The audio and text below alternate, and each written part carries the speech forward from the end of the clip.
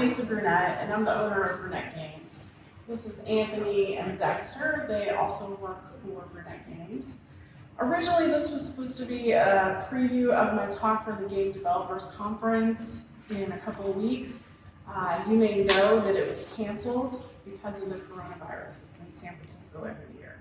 So it's no longer a preview for me to deliver a talk, and since I've been working, especially over the last year, to develop this team of great, awesome people, in that spirit, I invited them to come in and join the talk with me, especially since the games that we are going to showcase tonight, they're the ones who know more about them than I do at this point, which is the very definition of growing your team, right? So I'm really excited to have them here with me. We're going to talk about 3 things that we discuss with our clients absolutely every day: conflict, mystery, and connection. We work mainly on casual free-play puzzle games, although that's starting to change as we branch out into other areas. So a little bit about us. We're a storytelling-focused studio. So we're primarily writers. We do something called narrative design, which is the design of story in games, which gets to be a fairly technical skill because you have the gameplay and the story that need to be integrated and working together. So that's our focus, and yes, we do have shirts, matching shirts. We didn't wear them because they're short sleeve, they're in the summer box. But this is to prove that we do dress alike and we have a group. So these are our services: narrative design and story concepts, dialogue scripts and in-game text, storyboard cutscenes and voiceover recordings, task and quest flows, branching dialogue and choice stat systems. So even though Anthony has a fantastic voice, we are actually not the voiceover actors. In addition to this crew full-time, we have 4 other people. 2 part-time writers we just hired from St. Louis University here locally in the English department, yay, where I graduated. And 2 voiceover actors who work out of their home studios on the East and West Coast for us, one of whom is someone who was born and raised in St. Louis and just went out to LA and is becoming a famous actress. So, pretty neat story, I think. The first thing we're going to talk about is conflict. How many of you think conflict, bad word? Good, you've been trained well. You're ahead of our developers who shy away from this constantly. Just today, in fact, we were working with an IP that will not be mentioned, but is very well known. And we had to kind of school them on this idea of, if you want story, bad things should happen. This is Matchington Mansion, which is kind of our Freebird. It's what everyone wants when they come to us for services. It made $11 million in revenue in January alone. In the very beginning of this game, you have your bestie, Tiffany, who comes up and she's encouraging you because all the story needs is a little bit of paint. So this is a restoration game where you're going to fix up a mansion. The first thing that happens is that door falls down. So that's your little first bit of conflict. It's not heavy conflict, but it's enough. It makes it exciting for you, actually, because you were drawn to this game to fix up that mansion. And so, we're gamers. We like problems. This is the developers presenting this. Look, here's a problem. It's a gift to you. Now solve it. The next thing we do is have a bad guy show up. I know this seems like storytelling 101, but a lot of developers don't have any bad guys in their character set. So when Tiffany fights back, conflict occurs. And that's a great thing. His name is Rex Houston, of course. And the fact that he has a claim on the mansion because he was related to the person who gave it to you threatens the very reason you were brought to this game, right? To fix up that mansion. So it's a little more than making the place pretty. You are there to keep it from Rex and keep it from being turned into a casino. So it just gives you a little more motivation. These are the hooks that draw the player into the game. It also provides us a way to give a seamless name integration, which can be a little bit awkward in these mobile games. So we've got this, and I usually use Dinglebutt, but I thought for this talk I would do something safer. Now, you don't always have to have, and we'll admit, this guy, mustache twitching villain, right? A little obvious, but sometimes those obvious tropes, especially when you're doing something new. This game came out 3.5 years ago, and in its genre, no one had done this. So we needed something a little obvious to kind of school those players into, you have a match 3 game, but you also have a story. Here's a villain. You know how this works. And I'll admit that an influence was Boss Hog. So you don't have to have that, though. Sometimes the bad guy isn't all bad. And so we went a little further with the game Lily's Garden, which in terms of revenue is just under Matching to Match, and it came out in the spring of 2019 and is making about $8 million in revenue. And all of this is on Sensor Tower, so it's not like secret information.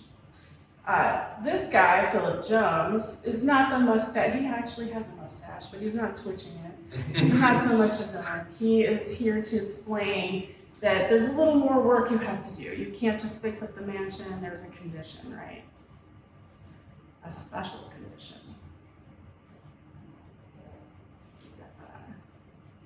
So you have to restore the entire garden to its former glory in 30 days. And this is the way that a character who never appears on screen, she's your great aunt, reaches from the grave to put the big obstacle in front of you as the player. And you have to do the impossible. So when this pans back and you see the whole disheveled garden area, you see that's a pretty tall order. And of course, there are other obstacles that come across too.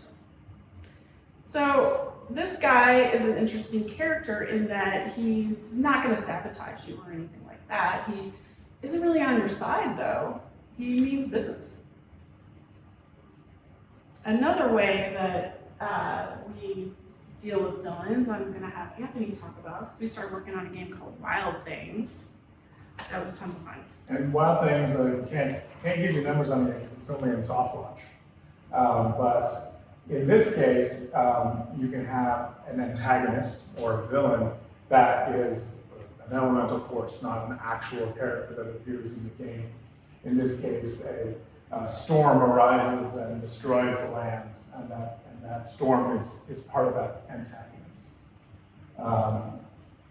And you're attempting to stop the damage or repair the damage that's been done by this storm that came out of nowhere. And so your role is as kind of this guardian angel kind of figure. There are these spirit animals, and with a bear on the right and a lion on the left, and they choose you as a representative of the gods, so to speak, to go down to the wildlands and attempt to thwart the evil designs evil things that are happening there. And this is essentially your guide character, Mother Bear, who tells you what your task is. You have to go down to the wildlands, you have to heal the land, and you have to heal the relationships between the characters. And Dexter will tell you about this one that just came out. Yeah, so this is a new release game developed by Graphite Lab right here in St. Louis. It's Roller Coaster Tycoon Story, the latest installment in the big Roller Coaster Tycoon game. As the name indicates, it's also their first title to have, story. And what Graphite Lab did is when they came to us to write the story, they had a set of predetermined main characters. But the one thing they were missing was the villain. So that was the first character I came in to develop, was some kind of villain character that would be a central source of conflict for the party. And that character up there is Sam. He's your guide character, much like Tiffany matches in Mansion. And he's speaking about a character named Landful Larry. And this is a park that's been run down for years, and Landful Larry has come in and he is just wrecked it. He dumps his trash there because no one's there. No one's there to care. And the big thing about Landful Larry is that lots of times in these games, you kind of start out the game with your guide character coming across and meeting this big antagonistic character. But in this game, Sam has already known Landful Larry. They've already been kind of duking it out for years. And what really makes Landful Larry different is that by the time the player starts the game, the player has already beaten him. Blindfold Larry's big thing is that he wants this park for himself because he wants to turn it into a landfill. But simply just by starting the game, the player has already bought that park. They've already beaten Blindfold Larry by taking the park away from him, making him at his most desperate simply because he just started the game.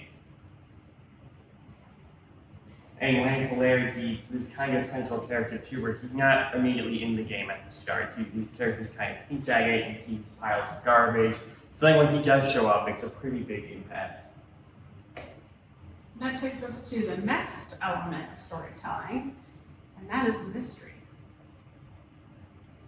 Continuing on with Roller Coaster Tycoon, that was absolutely key to building that story, which Dexter took the lead on in that game.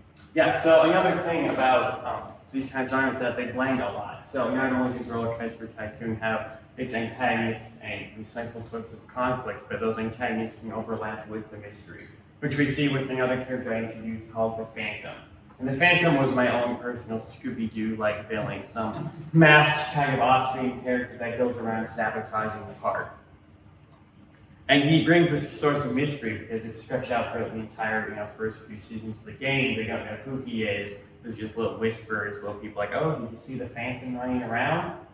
And sorry, the big thing though with the Phantom is that you have this mascot character. We have little Tyler right there. He's the big bubbly panda bear on the icon of the game. He's there everywhere you see, the source of all fun and love and inspiration of the park. And by the end of the game, you find out that little Tyler is the Phantom.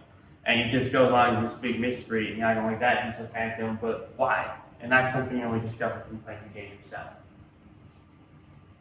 So in Wild Things, the mystery, of course, is you have this huge storm that destroyed the wildlands. Why? Where did it come from? What caused it? In addition, right from the very beginning, Liam hints that he feels some sort of guilt about it, that he has some sort of feels that he must have had some sort of role in the events, and you don't know what that is, and it's one of the mysteries you're trying to resolve. And you show up, and you are the keeper, which is what they call these guardian angel characters, and you've come across Liam, and he's disheveled and all dirty from the storm, and you introduce yourself to him, and that's how you enter into that world. Here we use Zoolander for the name. So, better than single player, I guess. So, when you're doing this, you've got a whole layer of mysteries in Wild Things, right? So, the first and the most obvious is there was this horrible storm, what caused it, where did it come from? Then after that, it's the question of Liam's role. What was Liam's role in these events, and what did he do, or what does he feel guilty about? What went wrong in general? Why did this come about? Was there some force behind it? Was there something that was done? Was there some act on the part of the inhabitants? And then what can you do as that role of keeper? What can you do to repair the wildlands and the relationship with the animals, with each other? And finally, because very early on, Liam shows some fear from when he encounters these spirits, is you begin to question, or can these spirits really be trusted? Do they have an alternate agenda? Are there some good ones and some new ones? What's that spirit realm like? And finally, what is this world all about? What is the central theme of this world? What's going on? So then there's one interesting aspect to Wild Things that's a little bit different, and that is it produces a hero who doesn't want you to solve the mystery, doesn't want the mystery to be solved. So Liam, our hero, our main character, has his bestest buddy, Emma the elephant. And Emma has no guilt whatsoever, and all she knows is something terrible happened to the world she lives in. She wants to know who caused it, why did it happen, and how do we keep it from ever happening again? So she comes to one of the encounters you come across these turtles, and they have a whole bunch of books from a library. Oh, yeah. and she's like, hey, let's look through these books. Maybe we can figure out what went on. We'll do some research. But Liam doesn't really want anyone to figure out what happened, and so he deflects her. he tells her, that's really important, but our main goal here is to help out the other creatures in the wildlands. So we need to focus on that. And these are our turtle characters. They are very slow, so because they're so slow, they usually only speak in one-word sentences, so they use very long, evocative words. And that's all you get from them. But somehow they still manage to communicate. That was tricky to write. But it works, right? Liam says we should help the turtles, and the turtles are very sad because their area has been devastated, and Emma advises. And she's like, you're right. Let's not do the research. Let's help these turtles out. So then comes the role of another game I've worked on called Sweet Escapes. And as the name suggests, this game is all about sweets and making sweets and eating sweets. And it follows a group of adorable talking animals as they go around going from sweet shop to sweet shop trying to fix things up. But one of the differences in Sweet Escapes is that it has this initially prominent, antagonistic character named Buzz. And Buzz is the inspector. He will not allow them to open a shop until he's approved it, which means taste testing about everything they make and eating everything before they even have a chance. And so the big difference about Buzz, though, is that he has this role of mystery because he has his entirely own secret role. He's not just the inspector, he's something else, and that's something that players eventually start to learn and find out by the end of the first season, which flips Buzz kind of back around to the other good guy side. Lastly, we have connection, which may not sound on the surface as something related to story, but just hang on there. First thing we notice is that characters connecting with each other is something that players value. So in this instance, you'd be surprised how many players, even though they're drawn to this as a renovation game, always choose Meet the Neighbors over laying more floor. Part of that is because we're drawn to faces. We gravitate toward photos of people rather than inanimate objects and other things. But it's also because this is an exciting idea that there are going to be other characters, that the world that we're playing in is peopled. In this case, we've got Edna, who shows us a valuable lesson that connection can sometimes be difficult. She's not necessarily the friendliest neighbor on the block. Oh, and I wanted to say too, what this is doing is also introducing a feature to the game. So remember at the beginning of the talk, I talked about how the goal and the story, or the gameplay and the story, have to be integrated together. So this is a really, really good example in a top-tier game where that's happening to good effect. So Edna comes in, and it's an interesting, quirky moment where you're getting to learn that this place is peopled with some interesting characters who may be challenging, but it's also introducing the feature of visiting another person's mansion. So here you have a random person that you can go visit, and the story continues though. We have Edna and Tiffany getting to know each other. We don't abandon this as writers and have tutorial speak come in this kind of dry way that's just like, oh, here's what you're gonna do now. We keep it related to the story.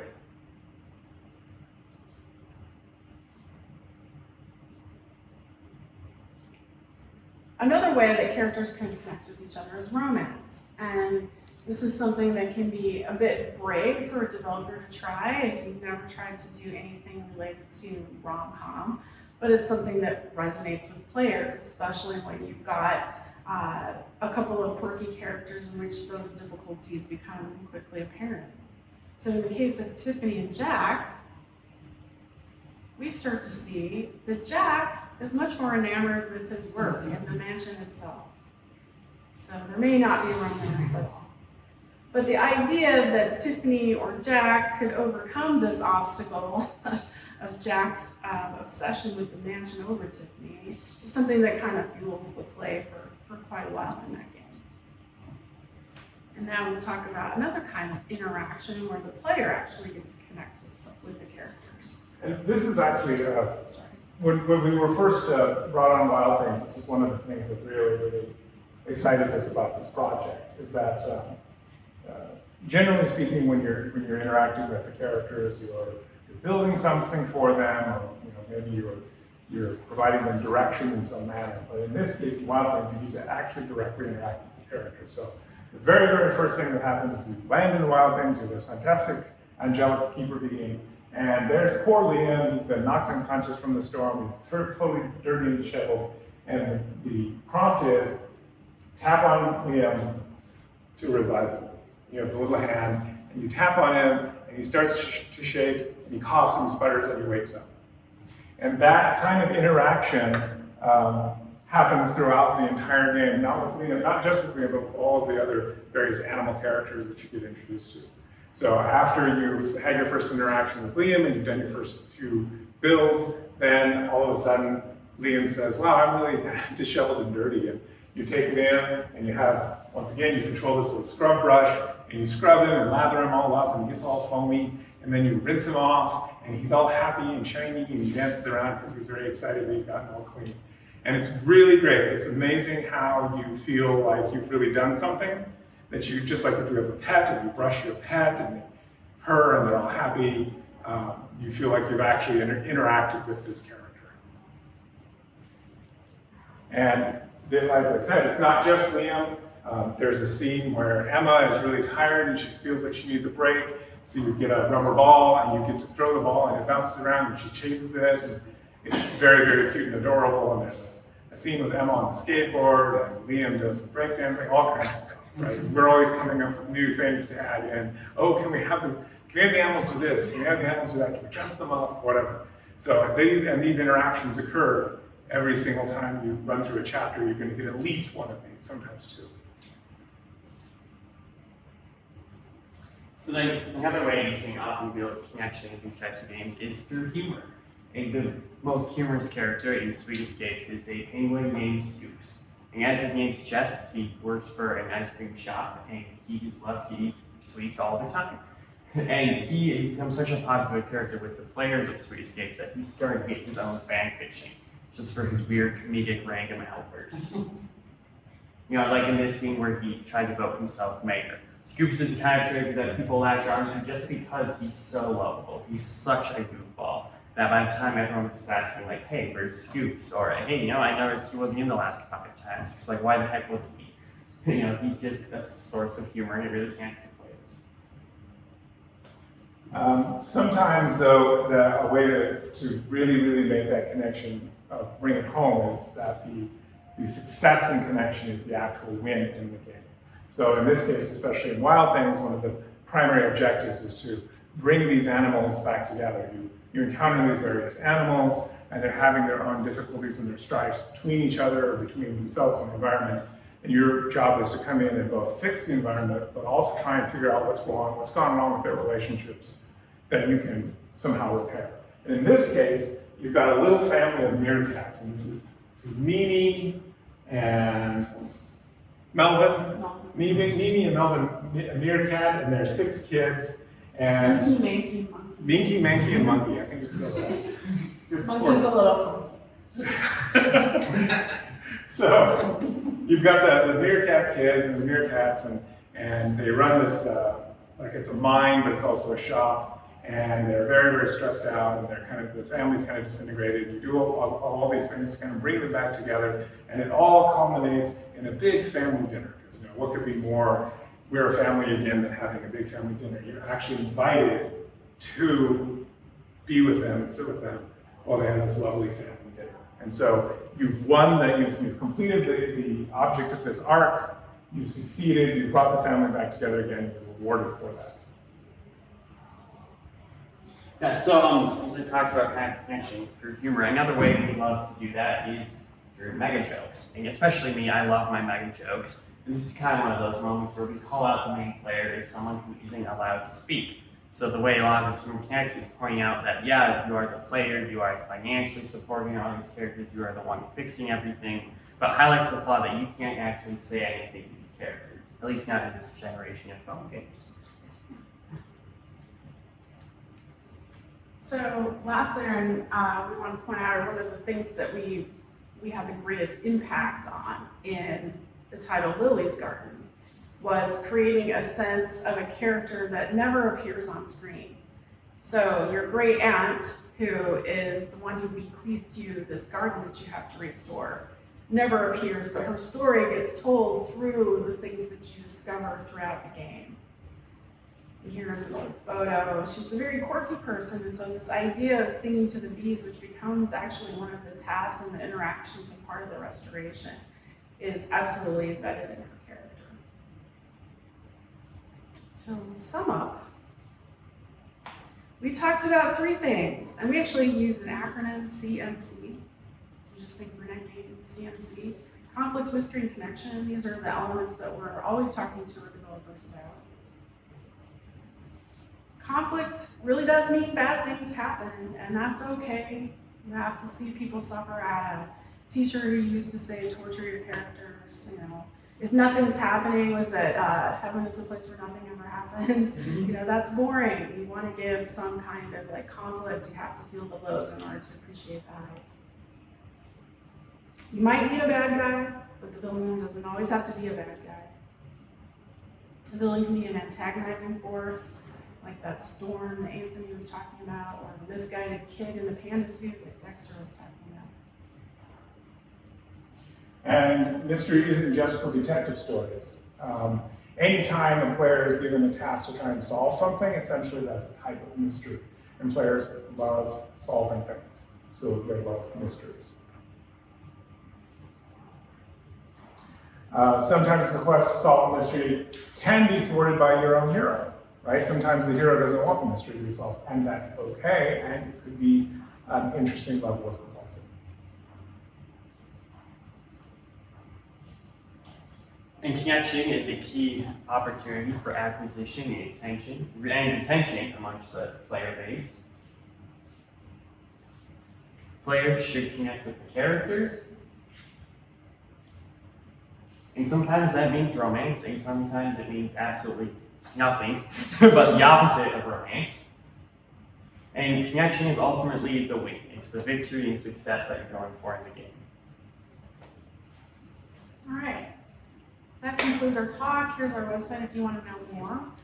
We're happy to stick around for questions, and I just want to thank Anthony and Dexter, who literally practiced this evening at 6 o'clock as their only prep for this, besides the fact that they worked on the games and just had that knowledge in them. So I thought they did an excellent job. Thank you so much.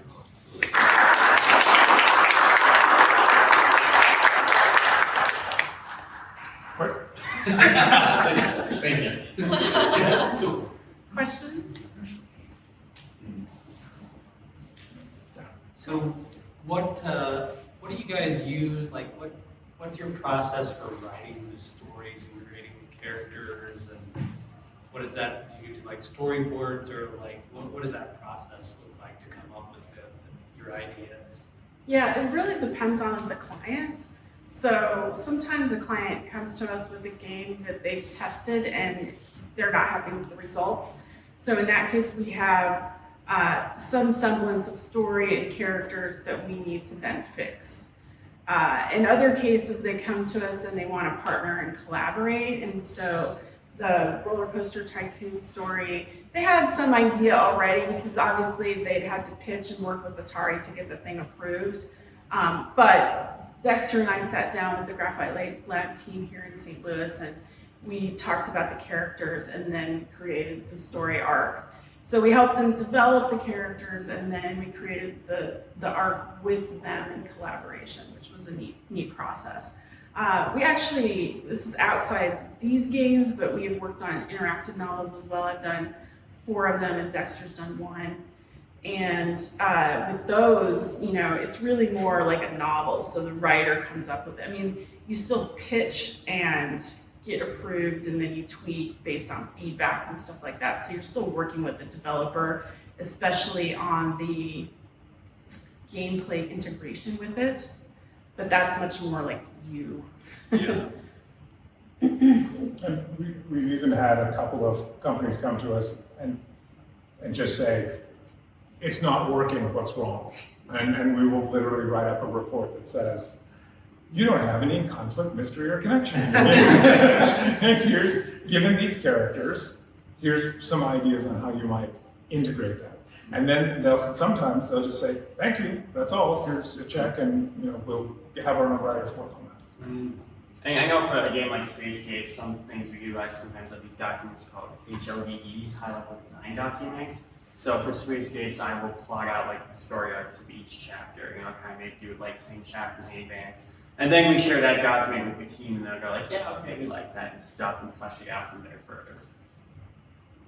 And then there's working on a project that has an approval from a very large, powerful company. And then there's a whole other level in there. Yeah, that IP, so that means the client looks at it and gives us feedback, and then the IP stakeholders, which could have a whole bureaucracy of their own, have to also weigh in. So that becomes a very large process. Yeah. So we've done the whole gamut. Right now we have literally one guy and a team in Ukraine of like artists and programmers, and it's a very small team, like almost people working out of their garages, all the way up to a very recognizable IP with like Hollywood connections and serious bureaucracy. So it's a you never know. Yeah, good question. Yeah.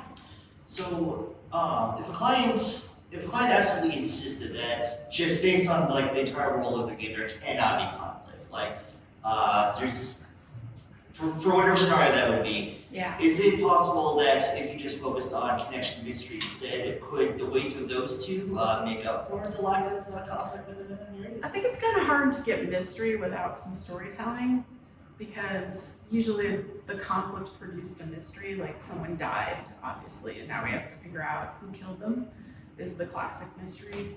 We do have the client I've referred to, we're in right now we're in a conversation in which we may fall on the side of, we don't really want you to add conflict, drama, real storytelling arcs.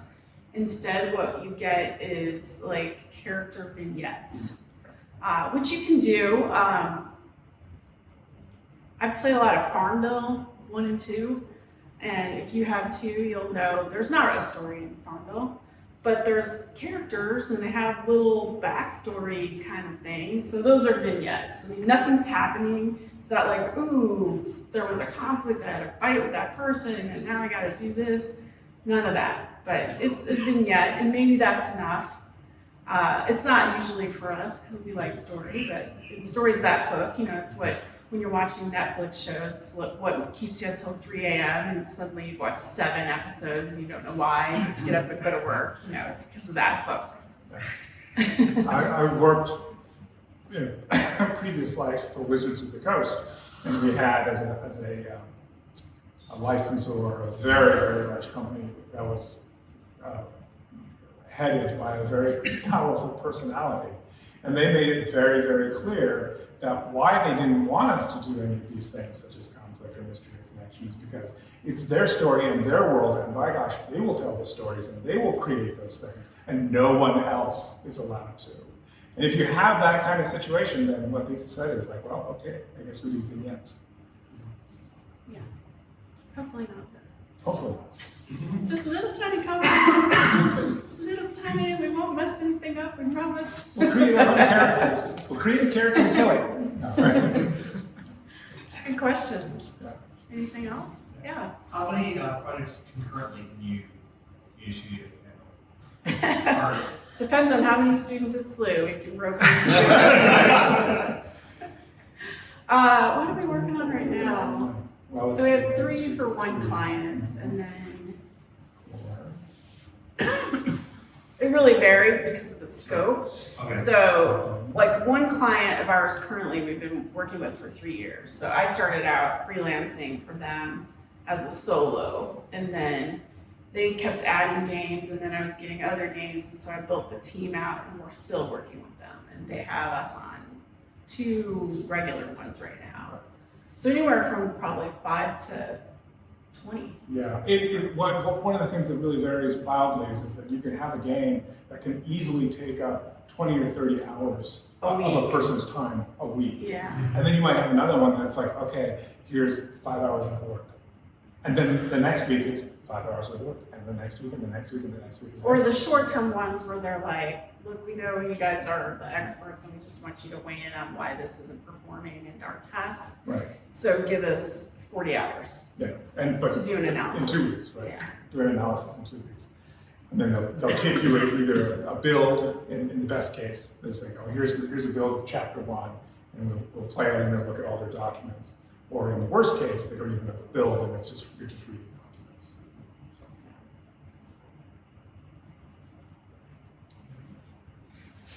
So I'm 1,000 levels into Matchington Mansion, and I'm still wondering, more than I have. will Jack and Tiffany ever get together?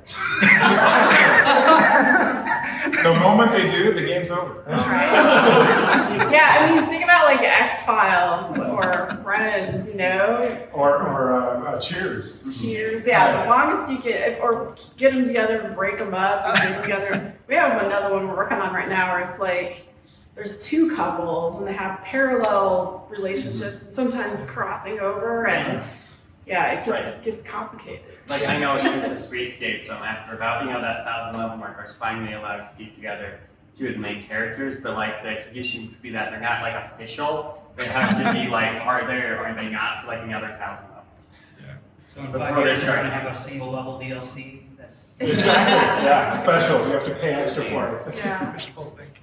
some time-limited romance events. That's right. If you don't keep a certain number of levels, they will never get together. That's a good idea, actually. Cool. Last question. Okay, thank you all. I have one more. That's okay. What? Do you guys have certain strategies for tying narrative into different types of games? Like, say, you have a puzzle game versus like you were saying with like the visual novel sort of style. Do you guys have different strategies depending on what genre of game and how you tie that into narrative? Yeah, absolutely. I mean, not to be crass, but if the games don't make money, we all go home and we don't have jobs. So it has to do with monetization, and in mobile games, especially free to play, the game is free. So then you have to create all these different ways to have the game make money so that we can keep making the game, right? It's like a chicken and egg thing. Yeah. So in these hybrid narrative builder games with the match 3 or a collapse mechanic puzzle, you've got the monetization around the puzzle, and then how the tasks integrate with that and what cliffhangers you might set up. That's definitely part of it. In the interactive novels, it's ironic because even though those are so story driven and the content is so heavily story, if you play choices, choices. So I wrote one of those, one called Veiled Secrets, and what I learned from that process is just that fine craft, and now Dexter's doing it too on another project, where you're using story content to monetize, and it becomes very sticky, right? Because you don't want players to feel like they're being nickeled and dimed or anything like that to get the story. So there's a real craft to creating a story and then building on extra experiences that warrant the extra pay, right? The extra currency value. So But yeah. you can talk about it. Go ahead. So this hasn't been released yet, this game yet, but it has been announced. So I think we can just, in broad strokes, talk about it, which is marrying that narrative storyline with a game mechanic, so that you get 2 levels. Choices with a match 3. Choices with a match 3. If you can imagine that, right? So that the advantage is that you still might have premium choices, but it just means you have to beat a few more levels of this game over here, right? So it's like, oh, I really want that 3-star choice, right? Because that's going to be the interesting one, I can tell. Okay, I'll just beat this game for 3 stars, and I'll spend the stars, right?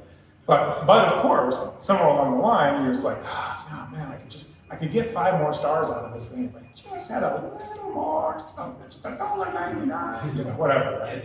And in those sorts of games, there's an old saying that seems to be pretty true. It's the 80-20 rule. And when I was teaching at Webster, I used to teach this, which is that in games like that, 80% of the people who play your free game are not going to give you a dime. They're just going to grind it. But 20% will give you some money. Now, of that 20%, it also breaks down to 80-20. 80% of the people who give you money will give you just enough to break even, and all your profit is in that 20%, 20%. Those are what they call the whales. And those are the people who will spend a very large amount of money on a regular basis. So. And then there's the 80%, you only spend a little bit, but they add up. So they add up to, yeah, that's what you, that should break even. Yeah, that's true.